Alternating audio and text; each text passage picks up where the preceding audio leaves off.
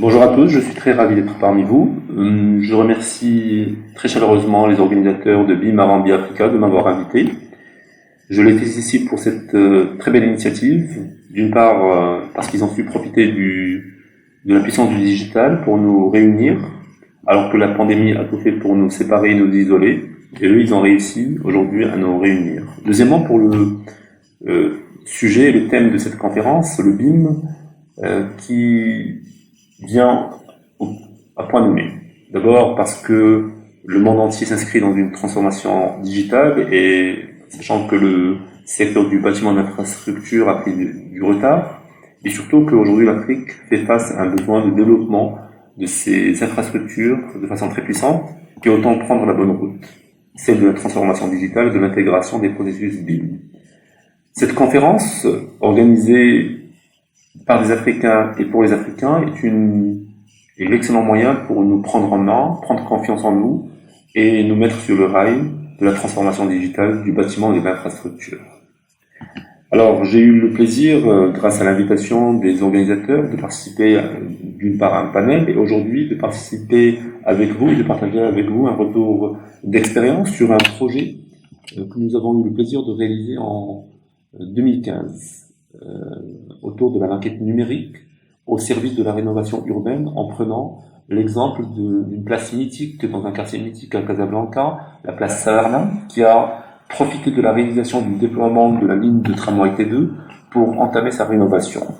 C'est un projet que j'ai eu le plaisir de partager depuis 2015, non pas parce que nous n'avons plus eu de projet autour du BIM, mais simplement la sensibilité de ce projet-là et l'intérêt qui a permis l'intérêt que nous avons identifié à travers le déploiement d'un certain nombre de problématiques qui vont de l'ingénierie, de l'aménagement paysager jusqu'au le déploiement de technologies d'acquisition à haut rendement, nous ont permis bien sûr de le mettre en valeur et de le partager avec vous aujourd'hui. Alors permettez-moi d'abord de me présenter. Je m'appelle Kamal Benadou Idrissi, je suis le directeur général de la société Etapact. C'est une entreprise, un bureau d'études qui travaille autour de 4 business units. Une business unit foncier qui est le métier historique de l'entreprise, une deuxième business unit qui est autour de l'ingénierie de l'aménagement urbain et territorial. La troisième business unit est autour de l'ingénierie de la data à travers le déploiement des technologies les plus innovantes en termes d'acquisition à haut rendement et le traitement de cette donnée-là. Et enfin, la quatrième business unit dont l'activité est transversale des 3 premières, qui est le système d'information géographique, d'abord pour profiter de la data, pour pouvoir la structurer et pouvoir la diffuser et la mettre à disposition des décideurs pour prendre des décisions les plus efficientes. Alors, ma présentation va s'articuler autour d'un certain nombre de points. D'abord en identifiant quels sont les intérêts et les usages de la maquette numérique urbaine, et ensuite en passant en revue le processus de mise en œuvre d'un projet BIM infrastructure, car nous n'oublions pas, l'infrastructure, aujourd'hui le marché de l'infrastructure est beaucoup plus important que celui du bâtiment. Il représente un enjeu majeur et cette transformation digitale, l'intégration de processus qui vont permettre d'optimiser la réalisation de cette infrastructure est importante. Et l'Afrique a besoin d'une infrastructure pour pouvoir assurer une connexion nationale, territoriale et à l'échelle du continent. Ensuite, nous allons identifier quelles sont les problématiques, pourquoi mettre en place un BIM infrastructure et les objectifs de notre projet. Nous passerons ensuite à un panorama d'exemples sur des projets similaires au niveau de l'aménagement urbain et le déploiement d'infrastructures. Et enfin, nous passerons en revue la méthodologie que nous avons adoptée pour réaliser ce projet de la place Saarland. Et nous conclurons par des perspectives où nous nous poserons d'abord des questions sans apporter de réponse, mais qui vont nous permettre de nous projeter dans l'avenir et nous poser les bonnes questions pour prendre la bonne route. Alors, qu'est-ce qu'une maquette numérique urbaine ? La maquette numérique urbaine est une reproduction 3D. représentant un espace avec l'ensemble de ses composantes et regroupant les expertises des différents métiers et domaines, allant du maître d'ouvrage qui va initier le projet, passant par l'architecte, le paysagiste, l'ingénieur topographe et l'entreprise qui va réaliser cet aménagement.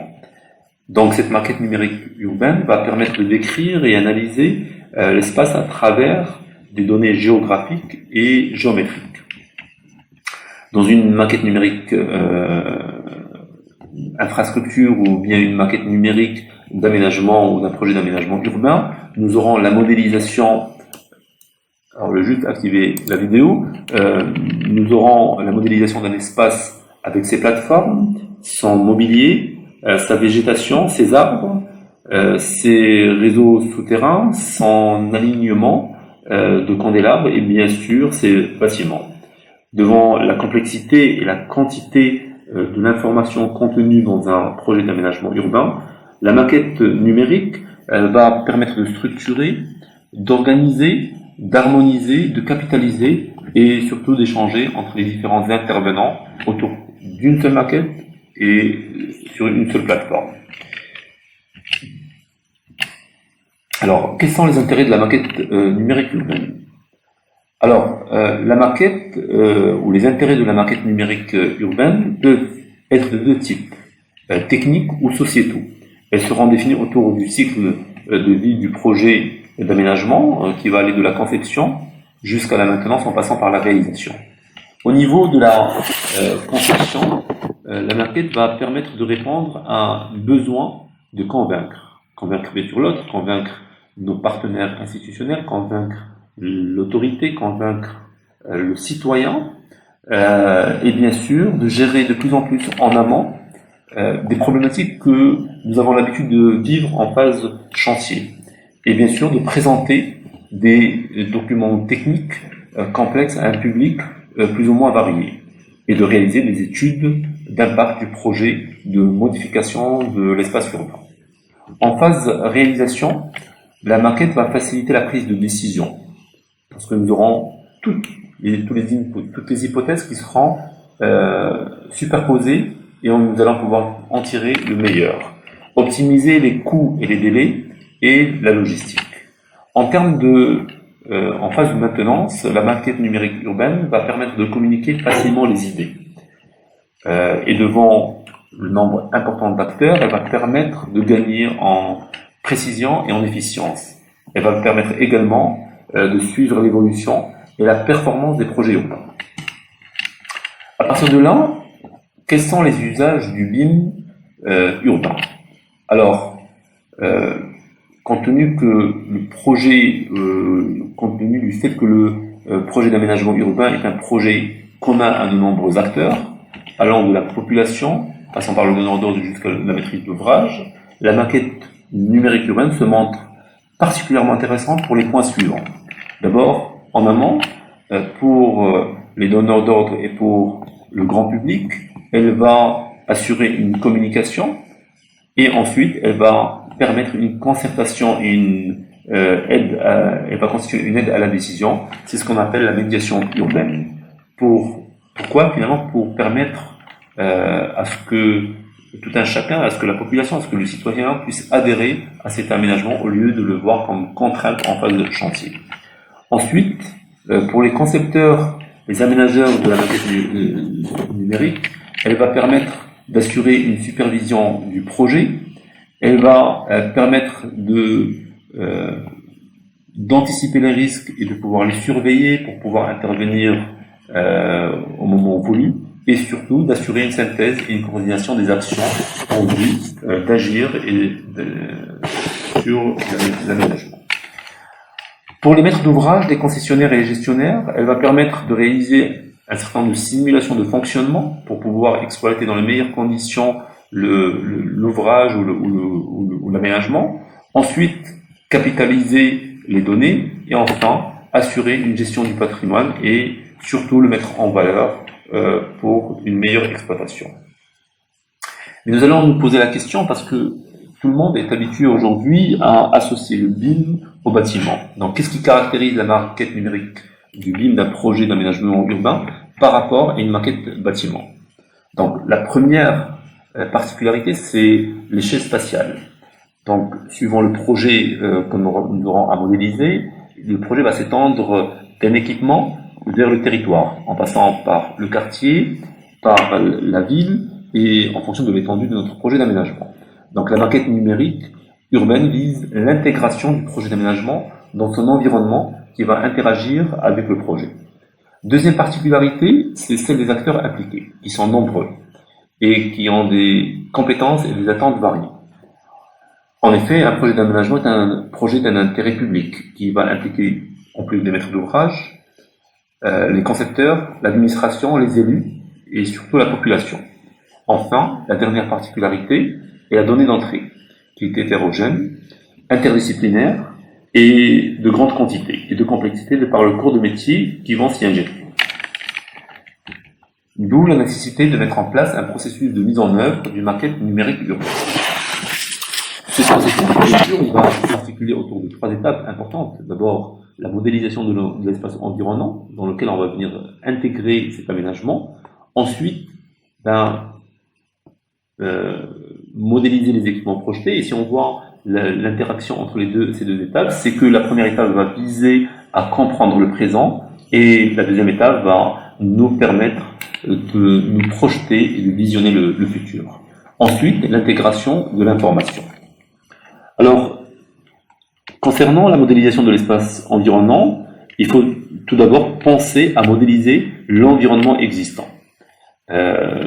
C'est-à-dire, il va falloir d'abord modéliser ou disposer d'un certain nombre de données. D'abord des données géographiques, il s'agit de données raster, ça veut dire des plans d'archives, des données altimétriques, des réseaux, de la végétation, du relief, de la hydrographie. Ces données sont généralement issues d'un relevé topographique, mais plus récemment, depuis plus d'une décennie, nous faisons appel à des technologies d'acquisition à haut rendement qui vont réaliser une capture de la réalité et qui vont nous permettre de mieux apprécier, appréhender l'environnement. Ensuite, des données géométriques où on va retrouver la géométrie des bâtiments et des infrastructures surfaciques. Et enfin, des données sémantiques qui vont faire référence à la base de données métier. Ensuite, il va falloir modéliser, se projeter vers l'avenir. Donc à partir de là, nous devons disposer des esquisses architecturales qui vont nous permettre de nous projeter, des documents ou de la conception détaillée des différentes infrastructures issues des différents bureaux d'études par métier et qui vont nous permettre donc de réaliser, de modéliser le futur. Ensuite, une intégration d'une information sémantique qui va faire appel d'abord à des données techniques descriptives des éléments que nous avons vus dans l'étape 2, c'est-à-dire que si j'ai une conduite d'assainissement, je vais avoir un descriptif de son matériau, de sa date de réalisation, et ensuite des données statistiques sur l'intégration d'une infrastructure dans un quartier donné par exemple, et enfin des données réglementaires qui peuvent faire appel à des informations de type urbanistique par exemple. Alors, quelle est la problématique? Aujourd'hui, pourquoi devrait-on déployer un BIM au niveau de l'infrastructure? D'abord, il y a un besoin fort dans le domaine de la gestion d'infrastructures urbaines en termes d'identification et de maîtrise d'un environnement précis. Ensuite, une gestion efficiente de l'infrastructure en phase conception, en phase réalisation et surtout en phase maintenance. Et surtout, la protection de cette infrastructure et sa mise en valeur pour une exploitation et une durabilité dans le temps. À partir de là, une équipe pluridisciplinaire doit mettre en œuvre les technologies et les compétences qui vont permettre d'abord d'enregistrer le réel, ensuite expliciter les propriétés optiques et géométriques, restituer les résultats de l'interprétation et ensuite pouvoir diffuser avec différents intervenants et partager l'information pour une intervention efficace. D'où la nécessité d'une collaboration, un travail collaboratif qui s'inscrit dans la vraie démarche d'un projet de vie. Alors, la maquette numérique urbaine va pouvoir répondre à différentes problématiques et à différents stades, au niveau de l'infrastructure en archivant la mémoire de l'espace urbain, au niveau de l'environnement en archivant les aspects géométriques et visuels de l'environnement, au niveau de l'aménagement, mettre en valeur les aménagements urbains et générer une visite virtuelle pour mieux nous projeter dans l'avenir. Il va nous permettre, la maquette numérique urbaine va nous permettre aussi de diagnostiquer, surtout fournir un outil d'inventaire et de diagnostic pour voir l'interaction et les clashs entre les différentes composantes de cet aménagement-là, pour pouvoir les identifier bien en amont et pouvoir anticiper en phase de travaux tous les éléments qui vont générer un dérapage en termes de délai et de coût. Bien sûr, elle va nous permettre aussi de diffuser l'information et veiller au respect des règles urbanistiques. Et enfin, elle va nous permettre surtout de favoriser la synergie entre les décideurs à travers la simulation pour prendre la bonne décision relative à l'aménagement. Alors, je partage avec vous une vidéo sur cette place Salarna sur laquelle nous avons intervenu pour vous montrer un petit peu l'ensemble des composantes de cette modélisation qui aujourd'hui, ce qu'on voit, c'est la plateforme du tramway avec l'ensemble de ses composantes, les réseaux souterrains sur lesquels que nous avons modélisé et bien sûr l'aménagement de la place elle-même à travers l'aménagement qui a été réalisé ou les projets d'aménagement qui ont été réalisés par les paysagistes. Alors, un deuxième exemple, c'est celui d'un projet d'échangeur autoroutier où on va voir d'abord un aménagement d'un pont et d'un échangeur sur une autoroute reliant la ville de Casablanca à Mohamedia au centre du Maroc, et sur lesquels nous avons eu l'opportunité de modéliser d'abord l'environnement et puis de projeter la réalisation. Donc là, on voit la modélisation de la gare de péage et bien sûr simuler une circulation et voir comment elle va être concrétisée à terme. Et bien sûr, nous avons pu modéliser l'ensemble des composantes. D'abord, on voit à gauche l'ouvrage final et à droite l'ouvrage qui va être abandonné. À ce niveau-là, nous avons bien sûr modélisé l'ensemble des composantes techniques, que ce soit d'un point de vue technique ou d'un point de vue environnemental. Alors, une autre intervention, c'est sur un projet au nord du Maroc, dans la ville de Nador. C'est un projet qui s'appelle Marchika, où nous avons eu à modéliser un espace urbain au bord de la mer, au bord de la lagune de Marchika, où ce que nous voyons ici, c'est à partir de fois que nous avons fait l'acquisition de l'environnement, nous avons intégré tous les aspects techniques en termes de conception, de plateforme, d'accès, jusqu'aux espaces paysagers en termes de végétation et en termes d'éclairage. Alors, ce genre de maquette va répondre à plusieurs besoins. D'abord, un besoin vis-à-vis des autorités qui autorisent un aménagement, de mieux comprendre. Même avec le donneur d'ordre, aujourd'hui on fait des plans simples et une maquette 3D, on voit la réalité de ce qui va être réalisé, va permettre une meilleure appréciation. Ensuite, ceci est un aspect de communication, de prise de décision, mais aussi d'un point de vue technique, nous avons pu étudier bien en amont, bien à l'avance, l'ensemble des composantes de l'aménagement en termes de plateforme, en termes de niveau. On le voit ici, la différence de niveau entre la plateforme de situation au bord de la lagune et le niveau de soutènement, et les escaliers d'accès. Tout ça a été étudié de façon très fine et très détaillée, où nous pouvons réellement voir. Alors même l'éclairage a été modélisé et nous avons pu faire des simulations d'éclairage la nuit pour pouvoir mieux voir l'impact de ce qui a été projeté sur la réalité. partir de là, le processus va intégrer un aspect très important, celui de la capture de la réalité. Aujourd'hui, il est nécessaire, pour intégrer une maquette numérique urbaine, de pouvoir l'intégrer dans son environnement réel. Pour cela, des technologies d'acquisition à haut rendement, aujourd'hui disponibles à travers le monde et à travers l'Afrique aussi, vont permettre de capturer la réalité, de modéliser la réalité.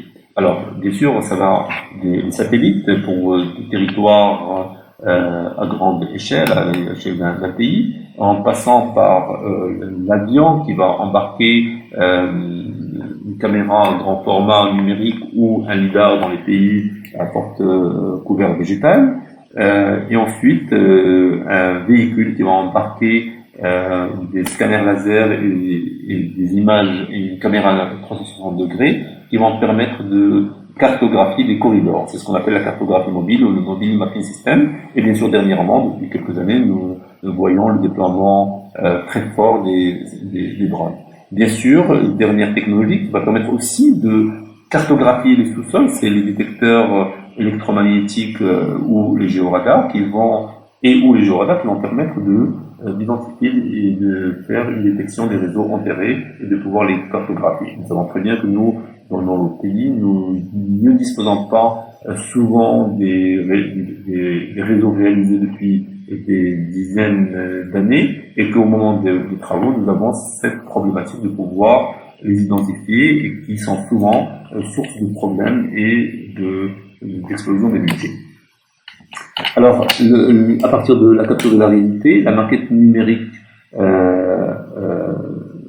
BIM va permettre de répondre à un certain nombre de problématiques de modélisation 3D, de génération de plateformes, de maîtrise, de répondre à des problématiques de voirie, de réseaux enterrés et de signalisation. Alors, pour cela, nous avons mis en place un processus. D'abord, un processus autour de la modélisation telle que l'existant, ce qui nous permet de déployer une acquisition 3D en déployant les différentes technologies que nous venons de voir. C'est ce que nous avons fait au niveau de cette place Savarna. Nous avons déployé un drone puisque nous étions sur un territoire assez restreint. Nous avons déployé un scanner laser pour numériser un certain nombre d'ouvrages ponctuels à forte valeur patrimoniale. Et ensuite, nous avons déployé un véhicule embarquant les technologies scanner et images immersives pour pouvoir faire l'inventaire de toutes les composantes du mobilier urbain, de la signalisation horizontale et verticale et des bâtiments, et donc ce qui nous a permis de modéliser l'existant.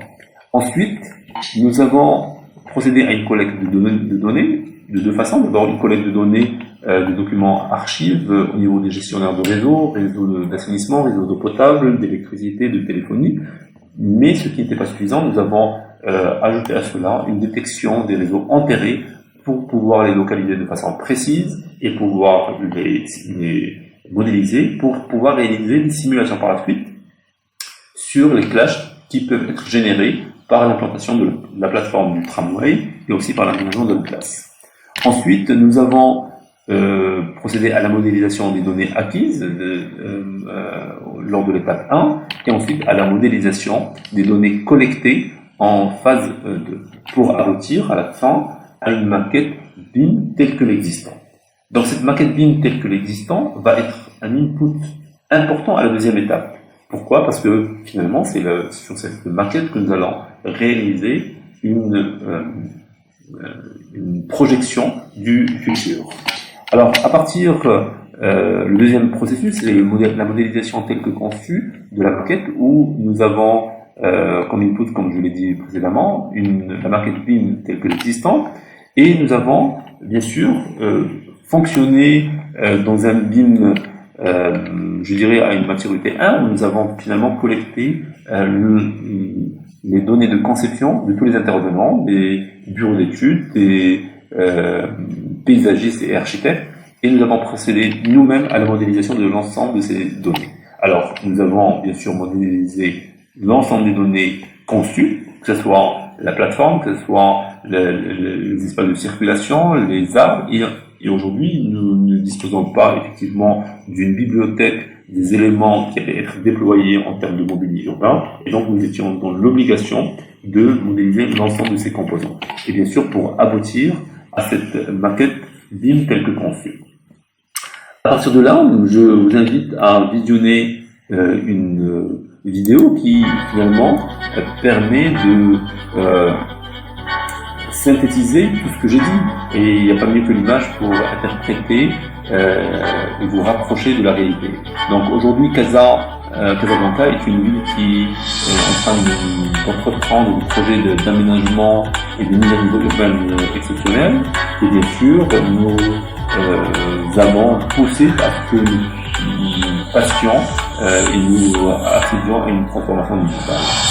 Et donc, bien sûr, nous avons introduit dans une conception dans l'aménagement de cette rénovation urbaine.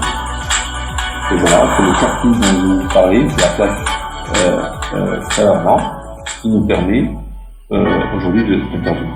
Alors, première étape, c'est bien sûr la capture de la réalité en déployant différentes technologies. D'abord le drone, qui nous a permis de faire une acquisition du quartier, donc en ensemble. Nous avons procédé à sa modélisation. Ensuite, nous avons modélisé des espaces ou des éléments ponctuels, tels que ici on va le voir, une statue, une couronne qui est un grand symbole dans ce quartier-là. Et ensuite, nous avons déployé cette cartographie mobile qui va nous permettre, à travers une caméra 360 degrés et des caméras laser, de pouvoir faire un inventaire du corridor routier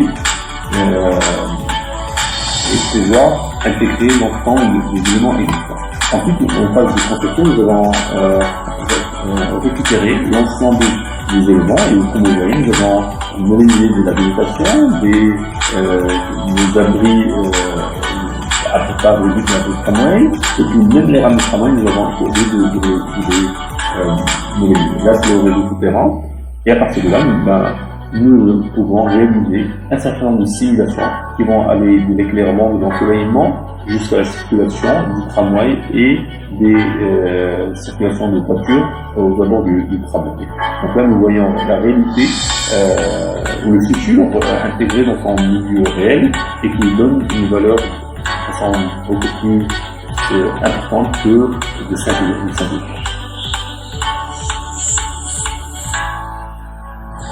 Alors, à partir de là, comme vous voyez, donc même les caténaires, même les réseaux, les habilitations, tout a été modélisé. On voit une vraie simulation de circulation aux abords de la plateforme tramway. Alors, pour conclure, quelle démarche collaborative adopter?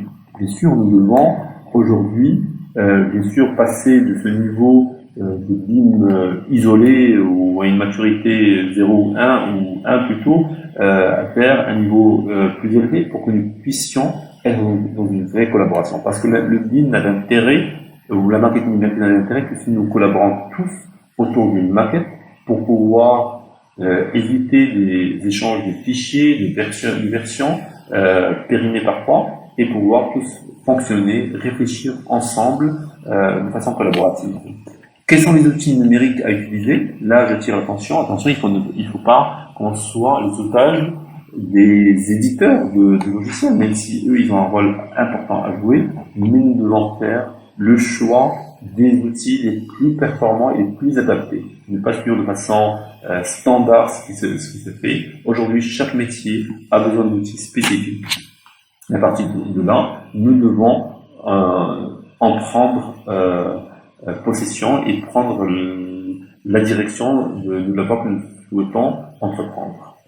Alors, et bien sûr, quelle organisation adopter? Et là, à partir de là, d'abord, il y a une formation à mettre en place au niveau des collaborateurs à tous les niveaux, au niveau moduleur, au niveau technicien, au niveau ingénieur, pour que nous puissions d'une part avoir la maîtrise. Ensuite, une organisation adoptée au niveau de l'écosystème, au niveau de nos partenaires architectes, ingénieurs, maîtrise d'ouvrage, entreprises, pour que nous puissions intervenir de façon intelligente.